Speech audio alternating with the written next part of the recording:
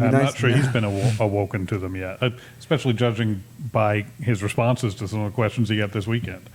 It is one of the most, as an American, you want to be able to look up and respect your leaders. I mean, even as conservatives, we want to respect the office of the presidency and at least respect the people who are in that office, the president and vice president. But it's hard when those two people laugh when they are asked very serious questions or talk about very serious topics. Kamala Harris has had a history of doing this since the beginning of her time in office, and Joe Biden joined in over the weekend. I'd like to show you guys a clip of Joe Biden and Kamala Harris both laughing over the weekend at the very serious topic of Afghanistan. And then a question on the public response. A new poll out today shows Americans wanted to withdraw from Afghanistan, but they disapprove of the way you've handled it. The poll also found that, based in part on what's transpired in the last week, the majority of Americans, forgive me, I'm just the messenger, no longer consider you to be competent, focused, or effective in the job. I haven't seen that poll. It's up from CBS this morning. What would you say to those Americans who no longer believe that you can do the job? I had a basic decision to make.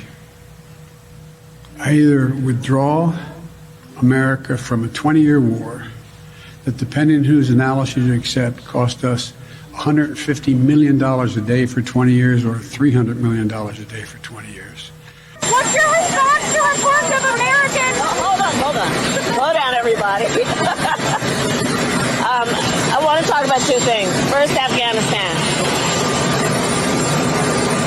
We couldn't have a higher priority right now, and in particular, our priority is making sure that we safely evacuate American citizens, Afghans who worked with us, Afghans at risk, including women and children, and that is one of our highest, if not the highest priority right now. I don't like to see our leaders laughing about this very serious subject. What do you guys make of this? Is this like a coping mechanism for them? Is it a way to, make the topic less serious? I mean, what is up with the laughing in response to such a serious issue? Why are they doing it? Well, they desperately hope to make it a less serious issue. I mean, Biden, the whole communication strategy from the Biden administration is don't talk about the disaster that's going on in there now. You can talk about the disaster of the past 20 years if you want. He talks about $150 million or $300 million a day for 20 years. Okay, great. That's worthy of a conversation. But he will only have that conversation. He will not talk about what's going on today because of the polling numbers that show that the majority of Americans do support the U.S. getting out of Afghanistan. So he wants to keep telling people, yeah, that thing you like, that's what I'm doing. Don't look over here. Don't look at this, where these people's lives are threatened, and they're Americans who probably aren't going to make it out of Afghanistan alive, and it's because I've bungled this whole thing. Don't worry about that over there. Remember when you said you wanted people out of Afghanistan? I'm your man. I'm getting that done. So yeah, that is essentially a positive message, right? That they want to be projecting. So yeah, I think there's, I do always think with both of these two, they just laugh inappropriately because they don't know what else to do. I think it buys them some time as they kind of process the question. But yeah, overall, fundamentally, they don't want to treat this in the serious way that the American people look at it. Yeah, to me, I think the laughing is sort of a result of kind of a behavior that a lot of the establishment media elites have tolerated for a long time. I think obviously we've seen it with Kamala a lot, not as much with Joe, but we have seen it. When they are asked tough questions, which is not very often because the media doesn't want to ask them tough questions, when they are, this kind of disposition of I'm just going to kind of laugh it off, be like, oh, that's funny that you would ask me that. Like, I was going, and then we never see the media fight back at that. We've seen plenty of times Biden, his famous "come on, man," or whatever it is. We've seen like these mechanisms that they use to avoid answering a difficult question, and we don't see the media come back and say like, "No, I'm serious. Like, can you please answer this question?" They just kind of cower and back down when that happens. I think that kind of attitude has fueled Joe Biden and Kamala Harris to be able to say, well, if I get asked a tough question about Afghanistan or I get some bad news about my poll numbers, I'm just going to kind of laugh it off and hope it kind of goes away.